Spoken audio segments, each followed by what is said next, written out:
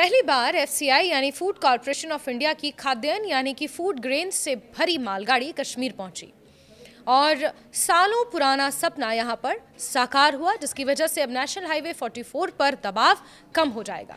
जी हां, 21 दिसंबर जब कश्मीर घाटी के लिए ये दिन एक ऐतिहासिक दिन बन गया, जब पहली बार भारतीय खाद्य निगम यानी FCI food corporation of India की फूड ग्रेन से भरी हुई मालगाड़ी रेल मार्ग के माध्यम से कश्मीर पहुंची। इस उपलब्धि को जम्मू कश्मीर के उपराज्यपाल मनोज सिन्हा ने वर्षों से संजोया गया सपना करार दिया और इसके लिए भारतीय रेलवे की खुले दिल से सराहना भी की।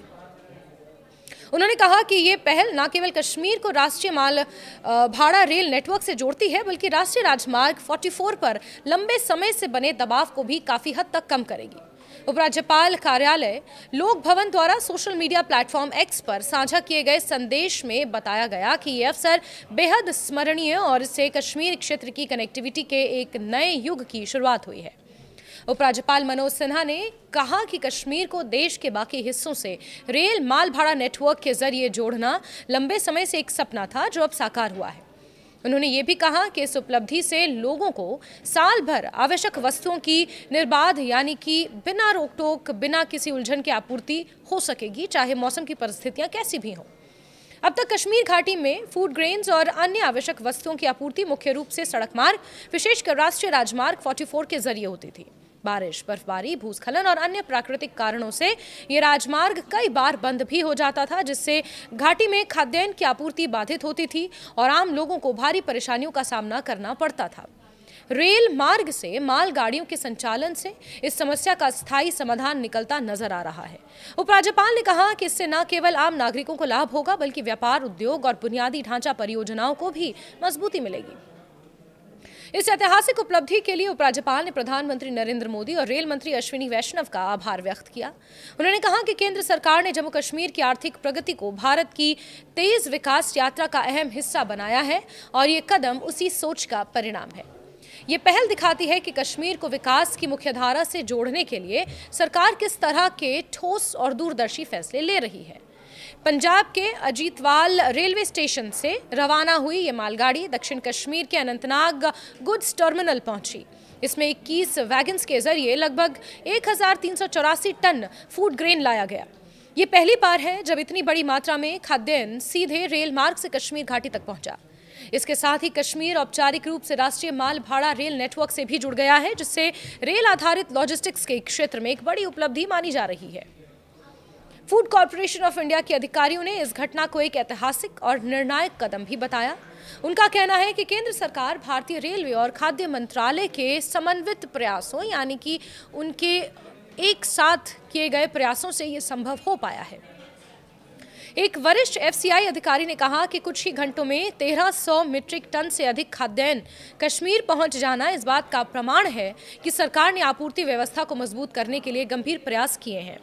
उन्होंने कहा कि रेल मार्ग से फूड ग्रेन की आपूर्ति अब कहीं अधिक सुरक्षित, तेज और किफायती होगी। अधिकारियों ने बताया कि पहले राष्ट्रीय राजमार्ग बंद होने की स्थिति में खाद्यान्न की ढुलाई में कई दिन लग जाते थे और परिवहन लागत भी काफी अधिक होती थी। कई बार मौसम की मार के कारण ट्रकों को रास्ते में ही रोकना पड़ता था। अब रेल कनेक्टिविटी के चलते ऐसी समस्याओं से काफी हद तक निजात मिलेगी। वितरण प्रणाली आसान होगी, यानी कि उसका जो डिस्ट्रीब्यूशन है वो आसान होगा, समय की बचत होगी और परिवहन खर्च भी कम होगा। फूड कॉरपोरेशन ऑफ इंडिया के अधिकारियों ने यह भी बताया कि कश्मीर घाटी में रेल माल भाड़ा सेवाओं की विश्वसनीयता पहले ही साबित हो चुकी है।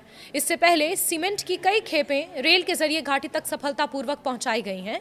इसके अलावा ऑटोमोबाइल की कई खेपें भी रेल मार्ग से कश्मीर लाई जा चुकी हैं।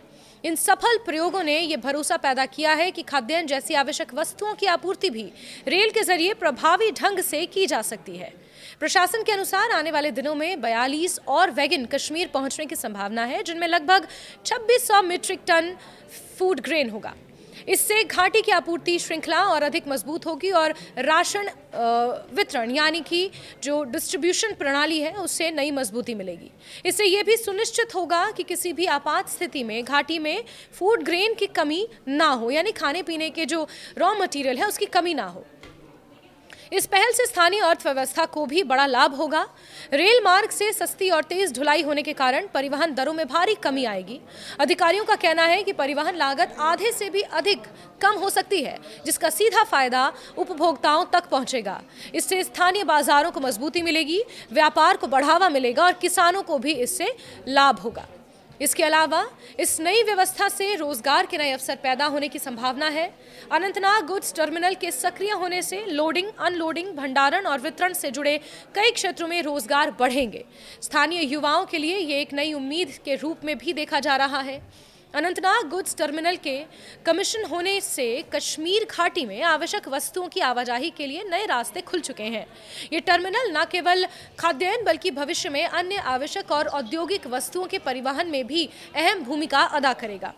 इससे कश्मीर की कनेक्टिविटी और अधिक मजबूत होगी और घाटी का आर्थिक ढांचा मजबूत होगा।